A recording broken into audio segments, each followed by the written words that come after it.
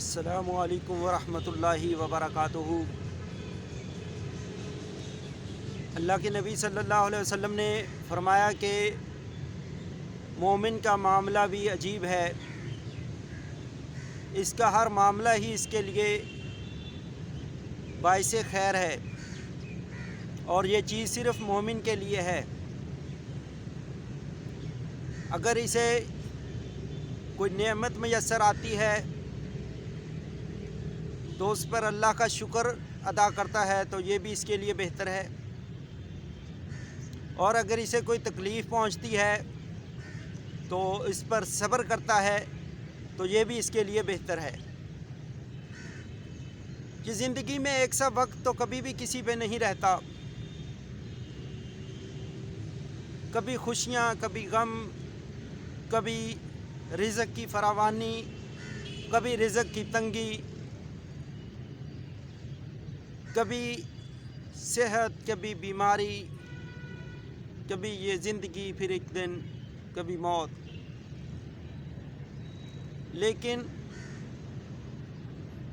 ایک مومن اور مسلمان کسی بھی حال میں ہو، خوشی کے موقع پر وہ اللہ کا اگر شکر ادا کرتا ہے اور اللہ کی نافرمانیوں سے بچتے ہوئے اپنی ان خوشیوں کو مناتا ہے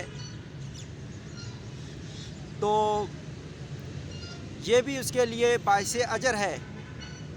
اللہ تعالیٰ خوش ہوتے ہیں اور اس کے لیے آخرت میں بھی جنت ہے۔ اور غم کا موقع ہو، پریشانی ہو، دکھ ہو، تکلیف ہو، کوئی نقصان ہو، تو ایسے موقع پہ بھی اگر وہ صبر کرتا ہے تو یہ چیز بھی اس کے لیے اجر کا باعث ہے۔ اور جیسا کہ قرآن مجید میں اللہ تعالیٰ نے فرمایا کہ صبر کرنے والوں کو ان کا اجر بے حساب دیا جائے گا۔ تو ایک مسلمان تو کسی صورت میں بھی نقصان میں نہیں رہتا۔ بظاہر تو وہ غم کے موقع پہ اسے لگتا ہے کوئی نقصان ہے، کوئی اس کے لیے کوئی گھاٹے کا سودا ہے، لیکن حقیقت میں اس کا نقصان نہیں ہوتا۔ تو نبی صلی اللہ علیہ وسلم خوشی کے موقع پہ آپ صلی اللہ علیہ وسلم کا کیا اسوہ حسنہ تھا۔ آپ صلی اللہ علیہ وسلم کو خوشی کی خبر ملتی تو سجدے میں گر جاتے تھے، اور راتوں کو اتنا لمبا قیام کیا کرتے تھے کہ آپ صلی اللہ علیہ وسلم کے قدم مبارک سوج جاتے تھے۔ تو ہماری امی جان عائشہ رضی اللہ تعالیٰ عنہا نے پوچھا کہ آپ صلی اللہ علیہ وسلم اتنا لمبا قیام کیوں کرتے ہیں؟ تو آپ صلی اللہ علیہ وسلم نے فرمایا کہ جس رب نے مجھے اتنی شان و شوکت سے نوازا ہے تو کیا میں اس رب کا شکر ادا نہ کروں؟ تو اللہ کا شکر ادا ہوتا ہے اللہ کے آگے جھک کر، اللہ کے آگے نوافل پڑھ کے، اور اس کی نعمتوں کو اسی کے رضا میں استعمال کر کے۔ لیکن آج ہم اپنی خوشیاں کیسے مناتے ہیں؟ ہمارے خوشیوں کے موقع ہو تو ہم کس طرح اللہ کی نافرمانی کرتے ہیں۔ ہماری کوئی بھی خوشی کا موقع ہو، کوئی اللہ بیٹا دے دے، بیٹی کی تو ہم خوشی نہیں کرتے، بیٹا اللہ کو دے دے، یا کہ عید وغیرہ کے موقع ہوں، یا یہ کہ شادی وغیرہ کا کوئی موقع ہو، تو کس طرح ہم اللہ کی نافرمانی کرتے ہیں، ڈھول بجانا شروع کر دیتے ہیں، ناچنا اور گانا شروع کر دیتے ہیں۔ اور آج کل تو یہ جب سے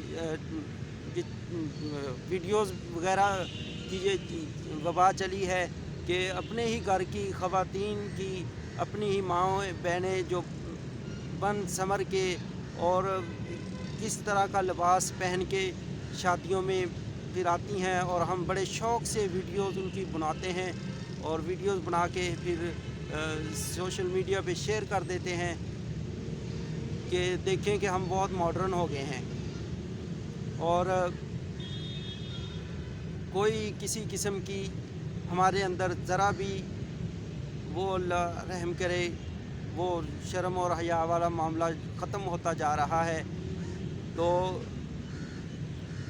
یہ ہم چیزیں جتنی پھیلا رہے ہیں، ان چیزوں کو دیکھ کر اور لوگ بھی اس کی طرف جو آئیں گے، جو ایسی حرکتیں کریں گے، ویڈیوز بنا کے آگے شیئر کریں گے، تو اس کا گناہ بھی ہمارے کھاتے میں ہوگا۔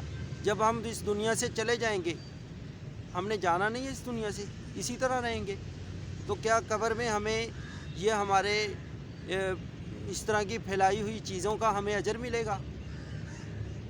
ہم یہ نہیں اللہ سے ڈرتے نہیں ہیں کہ یہ خوشیاں ہمیشہ نہیں رہتی، وہی خوشی والا گھر ہوتا ہے، وہی رشتہ دار ہوتے ہیں کہ وہاں پہ غم بھی آتے ہیں۔ تو یہ اللہ کا ایک اصول ہے، زندگی ہے، یہ خوشیاں اور غم یہ آتے جاتے رہتے ہیں، انسان نے ہمیشہ یہاں پہ نہیں رہنا۔ لیکن اگر وہ نبی صلی اللہ علیہ وسلم کے طریقے کے مطابق اپنی خوشیاں مناتا ہے تو یہ چیز اس کے لیے باعث اجر ہے، آخرت کی پھر اللہ تعالیٰ ہمیشہ کی خوشیاں اسے دیں گے۔ اسی طرح غم کے موقع پہ بھی ہم بہت مایوس ہو جاتے ہیں اور اللہ کی شکوے شکایتیں کرنا شروع ہو جاتے ہیں، اور اسی شدت سے پھر نوحہ کرتے ہیں، واویلا کرتے ہیں، جبکہ اللہ تعالیٰ نے فرمایا کہ اللہ تعالیٰ تو صبر کرنے والوں کو بے حساب اجر دے گا۔ لیکن ہم ان دونوں موقعوں پہ اپنے نبی صلی اللہ علیہ وسلم کے اسوہ حسنہ کو چھوڑ کر خود سے جب خوشیاں بھی اپنی مرضی سے مناتے ہیں، پھر غم کے موقع پہ بھی غم کی اسی طرح حد سے ہماری بڑی ہوئی جو غم کے موقع پہ شدت ہوتی ہے، ہماری ناشکری ہوتی ہے، یہ بھی دونوں چیزیں اللہ تعالیٰ کو ناراض کرنے والی ہیں۔ تو یہ خوشیاں بھی عارضی ہیں، یہ غم بھی عارضی ہیں، جیسا کہ نبی صلی اللہ علیہ وسلم نے بھی دو موقعوں پہ فرمایا تھا کہ زندگی تو آخرت کی زندگی ہے۔ ایک موقع پہ جب خندق کھودی جا رہی تھی، کھانے کو کچھ نہیں تھا، پیٹ پہ پتھر باندھے ہوئے تھے، اس موقع پہ بھی آپ صلی اللہ علیہ وسلم نے فرمایا تھا کہ زندگی تو بس آخرت کی زندگی ہے، یعنی کہ یہ دنیا کی تکلیفیں یہ عارضی ہیں، پریشانیاں عارضی ہیں، اور آخرت کی زندگی ہے، وہاں کی اللہ پریشانیوں سے بچا دے۔ اور پھر دوسرے موقع پہ جب فتوحات ہو رہی تھی، مال غنیمت آ رہا تھا، تو اس موقع پہ بھی آپ صلی اللہ علیہ وسلم نے یہی فرمایا تھا کہ زندگی تو بس آخرت کی زندگی ہے، یعنی یہ دنیا کی نعمتیں، یہ دنیا کی رونق، یہ مال و دولت ہی سب کچھ نہیں ہے، بلکہ زندگی جو ہے وہ جنت والی زندگی ہے، جو ہمیشہ کی خوشیوں والی زندگی ہے۔ تو اللہ تعالیٰ ہمیں اپنی خوشیاں اور غم نبی صلی اللہ علیہ وسلم کے اسوہ حسنہ کے مطابق منانے کی توفیق دے۔ اللہ تعالیٰ ہماری دنیا بھی اچھی فرما دے اور آخرت بھی اچھی فرما دے۔